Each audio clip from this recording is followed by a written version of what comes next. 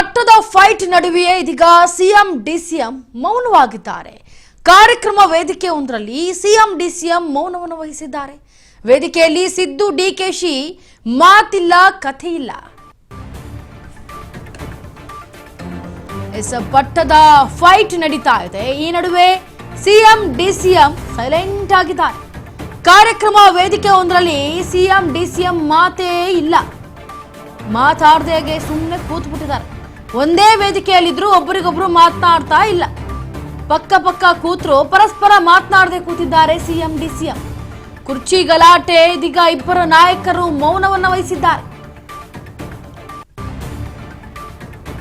ಈಗ ಆಲ್ರೆಡಿ ಕುರ್ಚಿ ಕದನ ಬಿಸಿ ಏರ್ತಾ ಇದೆ. ಪಟ್ಟದ ಫೈಟ್ ನಡುವೆಯೇ ಇದೀಗ ಸಿಎಂ ಡಿಸಿಎಂ ಮೌನವನ್ನು ವಹಿಸ್ತಾ ಇದ್ದಾರೆ. ಯಾಕಂದ್ರೆ ಒಂದ್ ಕಡೆ ಕುರ್ಚಿ ನನಗ್ ಬೇಕು, ಕುರ್ಚಿ ನಾನು ಉಳಿಸ್ಕೋತೀನಿ, ಕುರ್ಚಿ ನಾನು ತಗೋತೀನಿ ಅಂತ ಇಬ್ರು ಕಿತ್ತಾಟದ ನಡುವೆ ಈಗ ಒಂದು ಅಂದ್ರೆ ಏನು ಫಾರಿನ್ ಟ್ರಿಪ್ ಹೋಗೋದಕ್ಕೆ ಕೆಲ ನಾಯಕರು ಹೋದ್ರು, ಅದು ಬೇರೆ ಪ್ರಶ್ನೆ ಬಿಡಿ. ಆದರೆ ಈಗ ಈ ಒಂದು ಫೈಟ್ನಲ್ಲಿ, ಈ ಕುರ್ಚಿ ಫೈಟ್ನಲ್ಲಿ ಒಂದೇ ವೇದಿಕೆ, ಒಂದೇ ಕಾರ್ಯಕ್ರಮದಲ್ಲಿ ಒಂದೇ ವೇದಿಕೆಯಲ್ಲಿ ಹಂಚ್ಕೊಂಡ್ರು ಕೂಡ ಸಿಎಂ ಡಿಸಿಎಂ ಇಬ್ಬರೂ ಕೂಡ ಕಾರ್ಯಕ್ರಮದಲ್ಲಿ ಯಾವುದೇ ರೀತಿ ಮಾತುಕತೆ ಆಡಿಲ್ಲ. ಅಂದರೆ ಇಬ್ಬರು ಅಕ್ಕಪಕ್ಕ ಸುಮ್ಮನೆ ನಿಂತಿದ್ದಾರಷ್ಟೇ.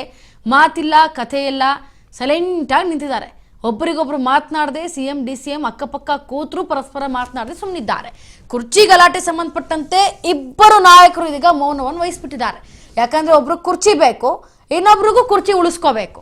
ಹಾಗಾಗಿ ಮಾತನಾಡಿದ್ರೆ ಏನ್ ಬಂತು ಅನ್ನೋ ಮನಸ್ತಾಪ ಒಳಗೊಳಗೆ ಇರುತ್ತಲ್ವ. ಕುರ್ಚಿ ಅದು ಸಿಎಂ ಸ್ಥಾನದ ಕುರ್ಚಿ ಅಂದ್ರೆ ಸುಮ್ಮನೆನಾ?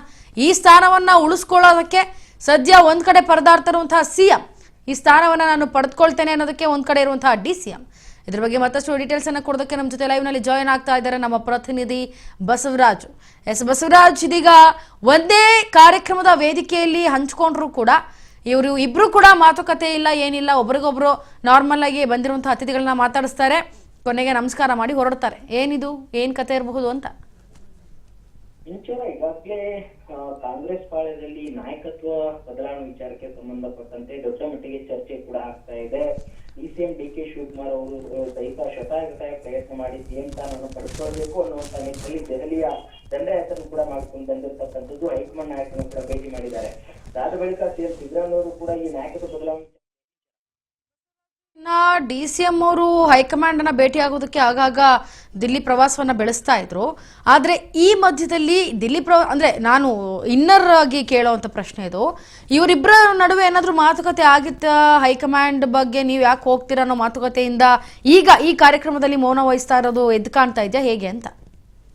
ವಿಚಾರ ಒಂದ್ ಕಡೆ ಡಿಕೆ ಶಿವಕುಮಾರ್ ಅವರು ಅಸ್ಸಾಂ ರಾಜ್ಯದ ಚುನಾವಣಾ ವಿಚಾರಕ್ಕೆ ಸಂಬಂಧಪಟ್ಟಂತೆ ಚರ್ಚೆ ನಡೆಸಲಿಕ್ಕೆ ದೆಹಲಿಗೆ ಹೋಗಿರ್ತಕ್ಕಂಥದ್ದು ಅನ್ನುವಂಥದ್ದು ಅವ್ರು ಹೇಳ್ಕೊಂಡಿರ್ತಕ್ಕಂಥದ್ದು. ಆದ ಬಳಿಕ ರಾಹುಲ್ ಗಾಂಧಿ ಅವ್ರನ್ನ, ಸೋನಿಯಾ ಗಾಂಧಿ ಅವರು ಕೂಡ ಭೇಟಿ ಮಾಡಿದ್ದಾರೆ.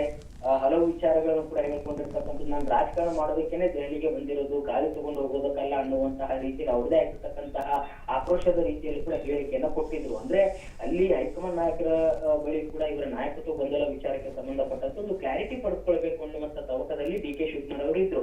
ಆದ್ರೆ ಎಲ್ಲೊಂದ್ ಕಡೆ ಹೈಕಮಾಂಡ್ ನಾಯಕರು ಸದ್ಯಕ್ಕೆ ಅವರು ಕೂಡ ಒಂದು ಮೌನ ವಹಿಸಿದಂತೆ ಕಾಣ್ತಾ ಇದೆ. ಹಾಗಾಗಿ ಡಿಕೆ ಶಿವಕುಮಾರ್ ಅವರು ಸಹಜವಾಗಿ ಒಂದು ತಾಳ್ಮೆಯಿಂದಿರಿ ಅನ್ನುವಂಥದ್ದು ಹೈಕಮಾಂಡ್ ನಾಯಕರು ಒಂದಿಷ್ಟು ಡಿಕೆ ಶಿವಕುಮಾರ್ ಸೂಚನೆ ಕೊಟ್ಟಿದ್ದಾರೆ ಅನ್ನುವಂತ ಮಾಹಿತಿ ಇದೆ. ಈ ಒಂದು ನಿಟ್ಟಿನಲ್ಲಿ ಇದು ಸಹಜವಾಗಿ ಡಿಕೆ ಶಿವಕುಮಾರ್ ಅವರ ಅಸಮಾಧಾನಕ್ಕೆ ಕಾರಣವಾಗಿರಬಹುದು. ಹಾಗಾಗಿ ಸಿಎಂ ಕೂಡ ಒಂದ್ ಕಡೆ ಸಿಎಂ ಬಣದಲ್ಲಿ ಇಲ್ಲಿ ಕೂಡ ಒಂದ್ ಕಡೆ ಈಗ ಫಾರಿನ್ ಟ್ರಿಪ್ ಅಂತಕ್ಕಂಥ ದೊಡ್ಡ ಮಟ್ಟಿಗೆ ಚರ್ಚೆಗೆ ಗ್ರಾಸವಾಗ್ತಾ ಇದೆ. ಸಿದ್ದರಾಮಯ್ಯ ಅವರ ಆಪ್ತರಾಗಿರ್ತಕ್ಕಂಥ ಕೆ ವೆಂಕಟೇಶ್ ಅವರ ನೇತೃತ್ವದಲ್ಲಿ ಅವರು ಕರೆದುಕೊಂಡು ಹೋಗ್ತಾ ಇದ್ದಾರೆ ಅನ್ನುವಂತ ವಿಚಾರ ಕೂಡ ದೊಡ್ಡ ಮಟ್ಟಿಗೆ ಚರ್ಚೆಗೆ ಗ್ರಾಸವಾಗ್ತಾ ಇದೆ. ಹಾಗಾಗಿ ಎಲ್ಲ ಒಂದ್ ಕಡೆ ಸಿಎಂ ಮತ್ತೆ ಡಿಸಿಎಂ ನಡುವೆ ಒಂದಿಷ್ಟು ಅಸಮಾಧಾನ ಮತ್ತೆ ತಲೆದೂರ್ತಾ ಅನ್ನುವಂತಹ ನಿಟ್ಟಿನಲ್ಲಿ ಕೂಡ ಇವತ್ತಿನ ಕಾರ್ಯಕ್ರಮದ ವೇದಿಕೆಯಲ್ಲಿ ಇಬ್ಬರು ನಾಯಕರು ಇದ್ರು ಸಹಿತ ಮೌನ ವಹಿಸಿರ್ತಕ್ಕಂಥ ರೀತಿ ನೋಡ್ತಾ ಹೋದ್ರೆ ಒಂದಿಷ್ಟು ಗೊತ್ತಾಗ್ತಾ ಇದೆ. Inchara S Basavaraj, thank you so much ನಿಮ್ಮೆಲ್ಲ ಮಾಹಿತಿಗಾಗಿ.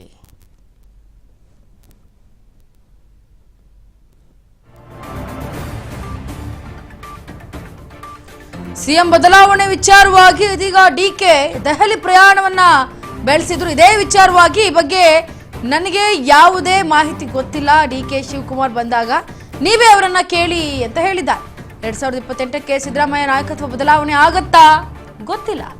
ಡಿಕೆ ಶಿವಕುಮಾರ್ ಸಿಎಂ ಆಗಲ್ಲ ಅಂತ ಏನು ಹೇಳೋಕ್ಕಾಗಲ್ಲ. ಆಸೆ ಪಟ್ಟಿದ್ದೆಲ್ಲ ಆಗುತ್ತಾ? ಹಾಗಿದ್ರೆ ಸಚಿವ ರಾಮಲಿಂಗಾರೆಡ್ಡಿ ಇದೀಗ ಹೇಳಿಕೆಯನ್ನ ಕೊಡ್ತಾ ಇದ್ದಾರೆ. ಸಿಎಂ ಬದಲಾವಣೆ ವಿಚಾರವಾಗಿ ಇದೀಗ ಡಿಕೆ ದೆಹಲಿ ಪ್ರಯಾಣವನ್ನ ಬೆಳೆಸಿದ್ದಾರೆ. ಈ ಬಗ್ಗೆ ನನಗೆ ಯಾವುದೂ ಗೊತ್ತಿಲ್ಲ ಅಂತ ರಾಮಲಿಂಗಾರೆಡ್ಡಿ ಹೇಳ್ತಾ ಇದ್ದಾರೆ. ಡಿ ಕೆ ಶಿವಕುಮಾರ್ ಬಂದಾಗ ಅವರನ್ನ ನೀವೇ ಕೇಳಬೇಕು ಅಂತ ಹೇಳಿದ್ದಾರೆ. ಅದೇನು ಹೇಳಿದ್ದಾರೆ ನೋಡ್ಕೊಂಬರೋಣ ಬನ್ನಿ. ಎಷ್ಟು ಗೊತ್ತಿದೆಯೋ ಅಷ್ಟೇ ನನಗೆ ಗೊತ್ತಿರೋದು. ಇಷ್ಟು ದಿನ ಚರ್ಚೆ ಇರಲಿಲ್ಲ. ಅದರಿಂದ ನೀವು ಯಾವತ್ತನ ಸಿಕ್ಕಿದಾಗ ಶಿವಕುಮಾರ್ ಅವ್ರನ್ನ ಕೇಳಿ. ಇಲ್ಲ, ಈಗ ನೀವು senior leader sir Congress Yathindra statement ಕೊಟ್ಮೇಲೆ ಡಿ ಕೆ ಅವ್ರು ಡೆಲ್ಲಿಗೆ ಹೋಗ್ತಾರೆ ಅಂದಮೇಲೆ ಏನೋ ಒಂದು ಇರುತ್ತೆ ಅಂತ. ಗೊತ್ತಿಲ್ಲ, ಅವ್ರು ಬಂದಾಗ ನೀವೇ ಕೇಳಿ. ಸರ್ ನೀವು ಗೊತ್ತಿಲ್ಲ ಅನ್ನೋ ಅರ್ಥದ ಹೂನಾ ಹಾನ ಸರ್.